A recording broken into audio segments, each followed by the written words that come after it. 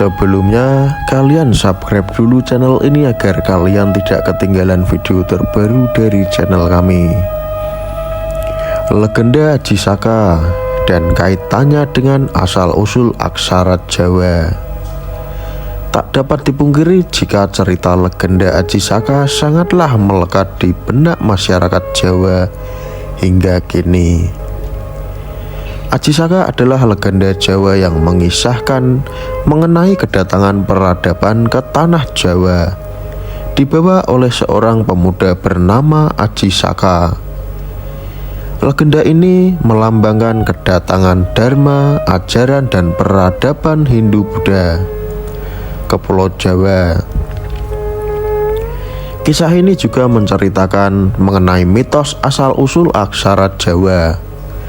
Aksara Jawa ia tuliskan untuk melukiskan peristiwa yang terjadi kepada kedua pelayan setianya, yakni Dora dan Sembada. Lantas bagaimanakah kisah di balik legenda Aji Saka yang kemudian disebut sebagai tokoh yang menciptakan aksara Jawa? Berikut informasinya. Legenda Aji Saka dan asal-usul aksara Jawa. Konon terciptanya aksara Jawa bermula dari kisah seorang pemuda bernama Aji Saka, merujuk dari buku yang berjudul Aji Saka dan kisah-kisah lainnya oleh Gin Subiaso. Cerita tersebut bermula dari pemuda yang konon berasal dari India bernama Aji Saka dengan dua punggawa yang bernama Dora dan Sembada.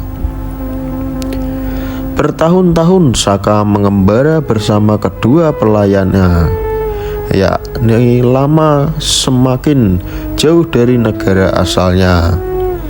Banyak negara asing yang sudah mereka kunjungi.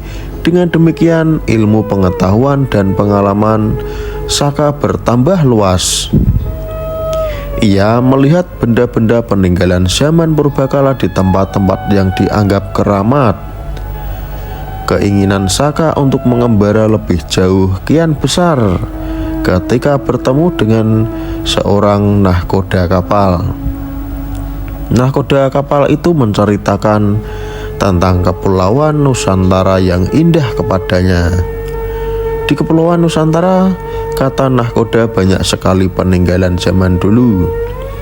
Di sana sangat banyak tempat sejarah, lagi pula tanahnya sangat subur dan pemandangannya indah sekali.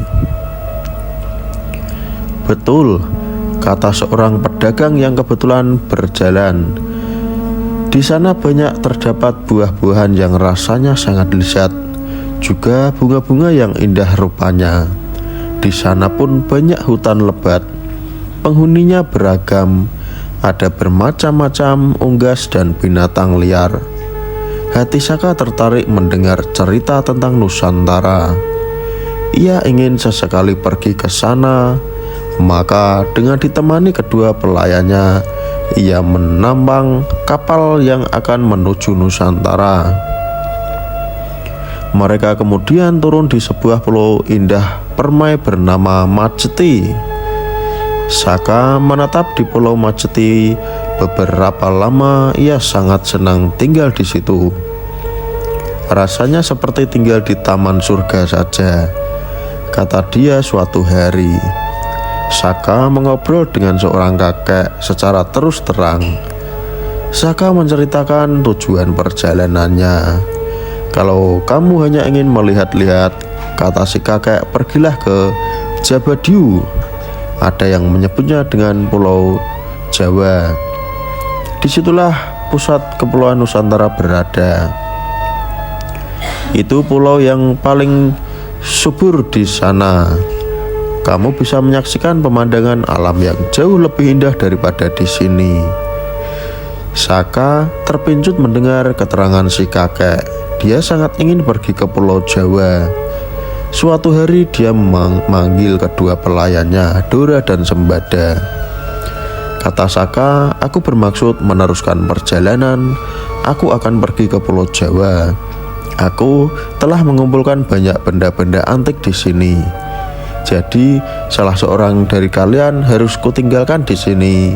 Akan diundi siapa yang harus tinggal di sini dan siapa yang ikut bersamaku. Setelah diundi, ternyata yang ikut berangkat adalah Dora. Adapun Sembada harus tinggal di Pulau Majeti untuk menjaga keris milik Aji Saka sebelum berangkat. Saka berpesan kepada Sembada, "Kelak aku akan datang ke sini lagi untuk menjemputmu dan mengambil barang milikku. Satu saja pesanku yang harus kamu pegang teguh, yaitu jangan sampai barang-barangku kamu berikan kepada orang lain. Kamu hanya boleh memberikan barang-barang kamu juga itu kepadaku. Selamat tinggal." Setelah itu pergilah Aji Saka dan Dora menuju Pulau Jawa. Hingga sesampainya di sana mereka bertemu dengan Prabu Dewata Cengkar, yaitu Prabu yang gemar memakan daging manusia. Suatu ketika, Aji Saka menantang agar Prabu Dewata Cengkar memakan Aji Saka, tetapi dengan syarat Prabu Dewata Cengkar harus memberi tanah seluas panjang sorban yang diikatnya di leher Aji Saka. Prabu Dewata Cengkar kemudian menyetujui hal tersebut.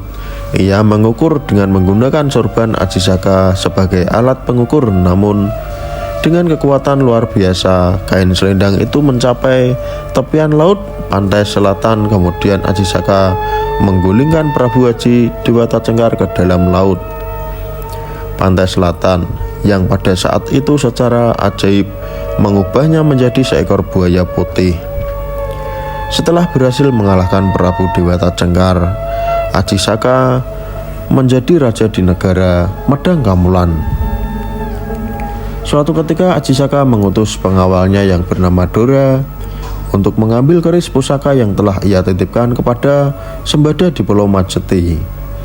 Namun karena hal tersebut keduanya tewas akibat pertempuran tersebut, disebabkan karena Sembada menjaga amanat Aji Saka jika tidak ada yang boleh mengambil keris pusaka tersebut selain dia. Terciptanya aksara Jawa.